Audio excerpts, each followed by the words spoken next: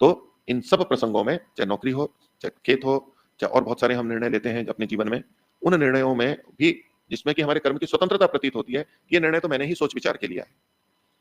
मैंने दूसरों से परामर्श किया, स्वयं विचारा और ये निर्णय मेरा वर्तमान के पुरुषार्थजन्य है। निस्संदेह उसमें हमने बहुत पुरुषार्थ किया होता है, लेकिन वो हमारे पिछले कर्माशय से पूर्ण निरपेक्ष हो, शुद्ध हो, ऐसा नहीं कह सकते।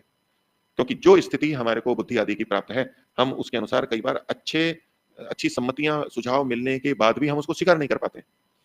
हमें जो कम अच्छा होता है या बुरा होता है, उसी को हम स्वीकार कर रहे होते हैं।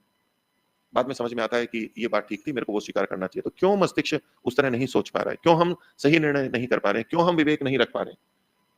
तो उसमें पिछला कर्माशय हमें प्रभावित करता है, पिछले हमारे संस्कार प्रभावित करते हैं, केवल वर्तमान का नहीं, पिछले के आधार पर ही हम वर्तमान में निर्धारित करते हैं। तो जैसे ये पति-पत्नी का संबंध है और ऐसे और भी बहुत सारे कर्म हैं, तो प्रथम दृष्टया हम कहना चाहें तो कह सकते हैं ये हमारे वर्तमान के पुरुषार्थ से है, क्योंकि उसकी प्रधानता है यहाँ पर।